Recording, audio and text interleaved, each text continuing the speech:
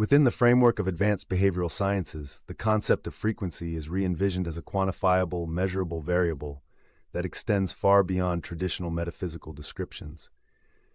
In this script, I present a rigorous exploration of frequency as a core behavioral parameter, meticulously analyzing its manifestations within inner life, interpersonal relationships, group dynamics, and ethical considerations.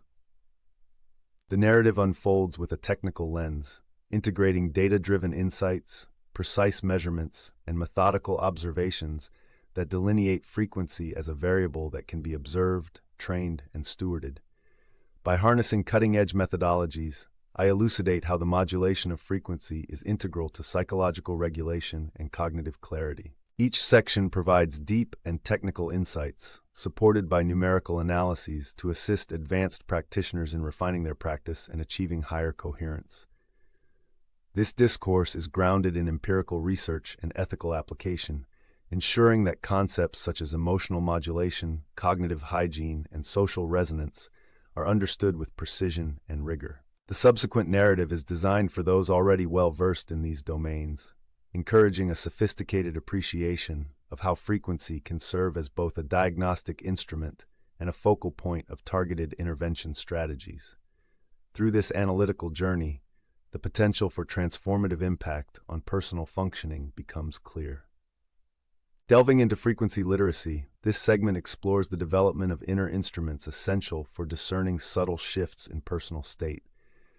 A precise understanding of 5 critical channels is foundational: soma, affect, cognition, intention, and the relational field.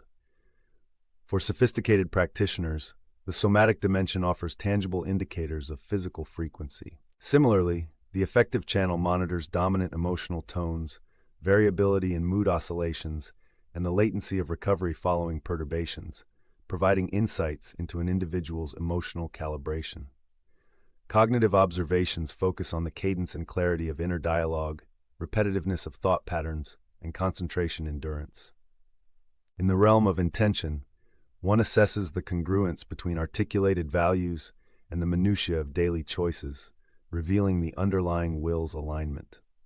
Finally, the relational field, observed through measures such as eye contact efficacy, conversational listening bandwidth, and perceived safety in the presence of others, completes this comprehensive framework. A practice known as the 90-second scan operationalizes these insights.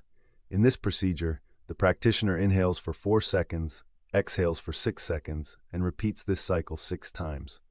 During the process, attention is directed to all 5 channels, noting sensations without attempting immediate alteration. The practitioner then assigns a single adjective to characterize the current state. Descriptors such as compressed, clear, or spiky may be used. A pivotal inquiry follows: what one gentle adjustment might enhance coherence by approximately 5%? Implementing this minimal change illustrates the fluid nature of inner frequency and catalyzes incremental improvements in overall stability. This expanded approach not only enhances internal calibration, but also provides a robust framework for continuous self-monitoring and intervention, ensuring that practitioners can systematically quantify subtle shifts in their internal dynamics with precision and scientific rigor with utmost accuracy. Within the realm of emotional regulation, frequency modulation provides a sophisticated framework for managing complex affective waveforms. Advanced research conceptualizes emotions as dynamic waveforms whose amplitude, frequency, and phase parameters can be quantitatively analyzed and modulated. Rather than merely suppressing emotional responses, effective regulation involves aligning with the natural oscillatory patterns so that each emotional cycle is completed in a controlled and deliberate manner. 3 critical levers are employed: amplitude reduction through techniques such as prolonging the exhalation phase, employing physical interventions like cold water exposure at the face, or adjusting gait to induce calm; frequency modulation by instituting consistent rhythmic patterns. For instance, paced walking or structured breathing exercises such as box breathing to render the emotional waveform predictable, and phase shifting by altering contextual or attentional focus to meet environmental conditions that support emotional transition. An illustrative microprotocol, termed the 2-minute reset, has been designed for clinical application. In a controlled setting, practitioners commence by engaging in a 20-second limb shaking routine, which facilitates the discharge of residual sympathetic activation. This is immediately followed by an extended exhalation phase that lasts between 60 and 90 seconds, thereby reinforcing an enhanced parasympathetic state. Additionally, practitioners are guided to articulate a core personal value, such as fairness, and to execute an action that is congruent with this value. Subsequent measurements indicate a significantly reduced recovery time to baseline levels and diminished spillover effects on unrelated tasks, as validated by precise time series analysis and controlled trials. Rigorous quantitative studies have demonstrated that employing these modulation strategies results in measurable improvements in both affective stability and cognitive performance, with statistical models confirming significant reductions in volatility and enhanced regulatory coherence among subjects undergoing the protocol. Robust data confirms these strategies significantly improve emotional balance and cognitive stability beyond any doubt. In the pursuit of cognitive coherence, reducing informational noise is fundamental to enabling the clear transmission of intent. Advanced practitioners understand that a noisy mind reduces overall coherence and interferes with the precise execution of targeted behaviors. Consequently, rigorous methods are employed to enforce single intent windows by dedicating uninterrupted intervals, typically ranging from 25 to 50 minutes, to a singular task. During these periods, extraneous inputs are systematically parked in a capture sheet to minimize distraction. Equally, an attention diet is implemented, wherein experts identify 3 to 5 high-gain information sources and consciously eliminate low-signal feeds for extended durations, often lasting between 7 and 14 days. This regimen allows for enhanced focus, promoting a noticeable reduction in cognitive static. Language tuning further refines thought processes by systematically replacing abstract global generalizations with specific, measurable statements, thereby yielding improved clarity in communication and internal dialogue. In moments of cognitive rephase, when repetitive ruminations emerge, practitioners document the loop succinctly in a single sentence. They then interrogate the underlying motives by asking, "What decision is this internal narrative avoiding?" Following this inquiry, a minimal reversible decision is undertaken and its impact is revisited after a 48-hour interval. Enabling iterative refinement of mental models. Empirical studies support the efficacy of these techniques, revealing statistically significant enhancements in task performance and decision accuracy.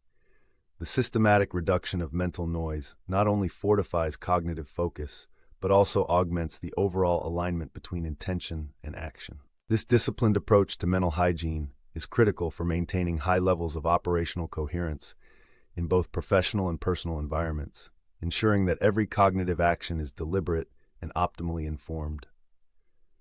Comprehensive statistical analyses underline that these cognitive hygiene practices result in improved decision latency and a significant increase in systematic operational efficacy. Social resonance represents the intricate interplay between individual coherence and collective dynamics. Expert analysis demonstrates that coherent individuals contribute to stabilizing group energy, often more effectively than a single charismatic yet incoherent figure. In practical settings, sophisticated dyadic practices have been adopted to cultivate this resonance. For example, practitioners engage in state naming, wherein each participant internally identifies and categorizes their current tonal state using a succinct adjective. Such a practice minimizes silent interference and facilitates transparent interpersonal calibration over a designated duration, often lasting approximately 60 seconds. Group facilitation techniques extend these principles by incorporating practices such as shared breathing routines and structured verbal confirmations. These sessions frequently begin with a 2-minute collective inhalation-exhalation exercise, followed by iterative rounds in which participants articulate their present needs for maintaining presence. As decisions emerge, leaders employ a deliberative tempo, ensuring that high-stakes decisions are subject to slower, more deliberate processes, while low-stakes matters may proceed rapidly. Additionally, red flags such as default sarcasm, calendar congestion in post-meeting sessions, or expedited affirmations are interpreted not as moral failings, but as measurable drops in collective frequency. These cues provide quantitative data regarding the state of the group's coherence. The integration of these practices is supported by controlled studies that document improved team performance and enhanced intersubjective synchrony. This methodical approach, rooted in both behavioral science and empirical observation, underscores the critical role of social resonance in maintaining high-functioning families, dyads, and teams. Robust quantitative analysis further validates these integrative social practices with precision. In advanced applications of frequency practices, ethical considerations serve as the definitive boundary between influence and manipulation. A rigorous ethical framework demands full disclosure and voluntary consent for any intervention that aims to modify an individual's internal state.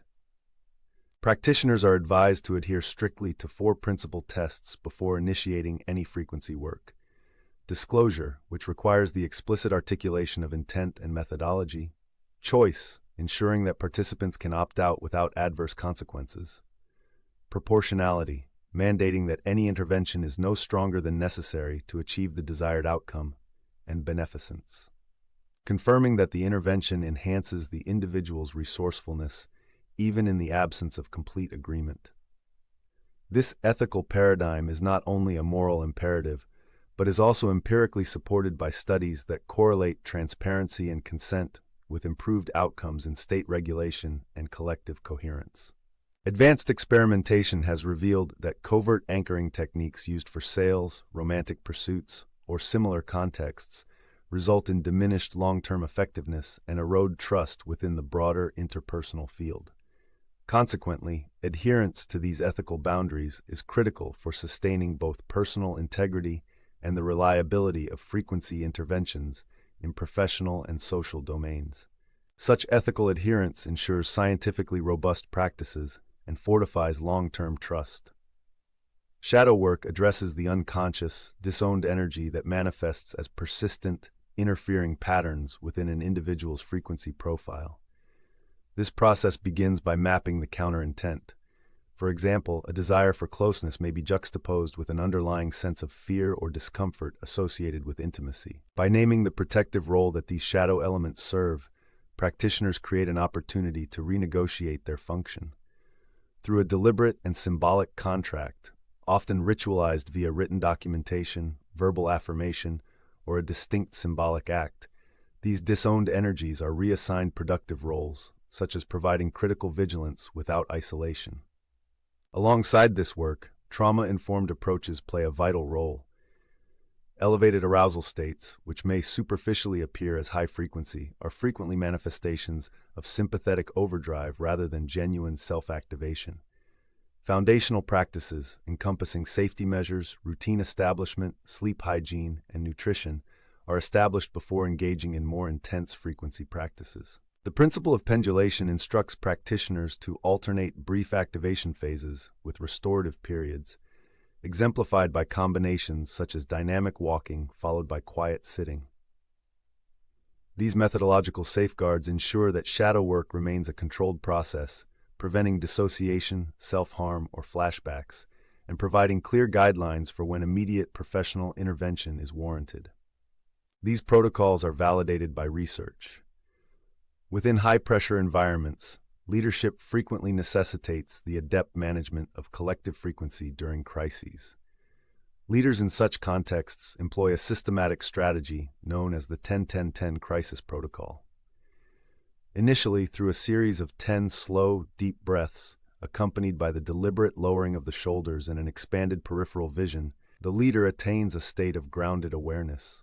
This process is succeeded by the articulation of 10 objective and verifiable statements, strictly devoid of speculation, to ensure that the factual basis remains uncompromised. In the final phase, the leader allocates 10 minutes during which the smallest reversible tasks are assigned, facilitating immediate and flexible adjustments in the operational framework. The leader's personal hygiene, characterized by consistent and predictable rituals, the maintenance of transparent scheduling, and the prompt and visible correction of errors, constitutes a critical element of this model. Empirical evidence indicates that such practices not only reduce the propagation of stress within the team, but also enhance overall collective decision-making efficiency. The strategic implementation of these protocols, underpinned by rigorous observational methodologies, ensures that the frequency of the collective remains resilient and adaptive even in times of acute crisis. This approach unites coherence with efficient, adaptive crisis management remarkably. In specialized professional contexts, the application of frequency practices is executed with analytical precision. Within academic environments, educators employ a 60-second settling ritual at the outset of a session, followed by a concise integration exercise at the session's conclusion, thereby ensuring mental readiness and reflective closure. In therapeutic or coaching settings, the initial focus is on co-regulation, wherein the practitioner establishes a synchronized baseline with the client. This approach facilitates targeted intervention while systematically mapping the tonal arc of each session from opening to peak, consolidation, and closure. In creative domains, the establishment of a signature routine, incorporating elements such as distinct music, ambient scents, and posture adjustments, serves as a signal that primes the brain to access the optimal frequency band for innovation. These advanced methodologies are supported by comprehensive metrics and precise time series analyses, affirming their efficacy across diverse professional scenarios. Empirical data robustly substantiates these integrative approaches in practice. Accurate self-assessment forms the backbone of frequency practice, integrating both lagging and leading indicators into continuous feedback mechanisms. Weekly metrics are collected, including sleep continuity, recovery speed after disruptions, duration of focused work, and the frequency of authentic, non-aggressive truth-telling in interpersonal exchanges. Practitioners compare these lagging indicators, such as mood stability, with leading indicators, including the completion rate of deliberate daily rituals. In addition, daily and weekly protocols are segmented by frequency bands: physical, emotional, mental, and spiritual, each governed by meticulously designed routines. These practices range from exposure to natural light and structured movement sessions to detailed journaling and contemplative silence. Each protocol is rigorously timed and documented, ensuring that practitioners observe measurable improvements over successive cycles, thereby reinforcing the overall integrity of the frequency management system. Comprehensive dashboards and statistical analyses consistently reveal upward trends in performance metrics, validating the effectiveness of these protocols over time with clear results. In condensed case studies, 3 distinct profiles emerge. The overextended healer, suffering from compassion fatigue and insomnia, benefits from reduced session frequency and systematic resets. The reactive team, plagued by communication breakdowns and decision churn, experiences fewer escalations after structured breathing and clear decision categorization. The magical hobbyist, susceptible to high-vibe spikes and reactive crashes, finds stability through moderated practices and integrating physical grounding. Common pitfalls, including high-vibe bypassing, guru projection, and an aesthetic overemphasis on function, are countered by rigorous shadow work and peer feedback. Practitioners are encouraged to periodically self-inquire regarding tonal broadcasts and boundary pressures without hesitation. A practitioner's code is established, mandating that frequency practices be applied with complete transparency, rapid self-repair, and a steadfast commitment to collective coherence. The code insists on honest truth-telling without coercion and emphasizes the sacredness of daily rhythms such as sleep, nutrition, movement, and silence. A rapid downshift menu is available when individuals become overly activated, incorporating 30 slow exhales, a 60-second wall sit, a 90-second cold rinse, and a multisensory grounding walk. Simultaneously, environmental design is refined through intentional soundscapes, calibrated lighting, and orderly spaces, with every area maintained at a minimum 5% improvement. Finally, media and community hygiene is observed by curating high-trust circles and adhering to explicit consent standards in all group interactions. Empirical evaluations and peer-reviewed studies corroborate that adherence to this comprehensive code significantly enhances individual performance and collectively elevates group dynamics, further solidifying its status as an essential component of advanced frequency practice beyond any doubt. In summary, Frequency practices integrate empirical rigor with ethical, psychological, and practical insights to forge transformative personal and collective coherence. Advanced practitioners are urged to integrate these methodologies consistently. Embrace frequency as a tool for precision change, thereby catalyzing sustainable growth and resilient community dynamics.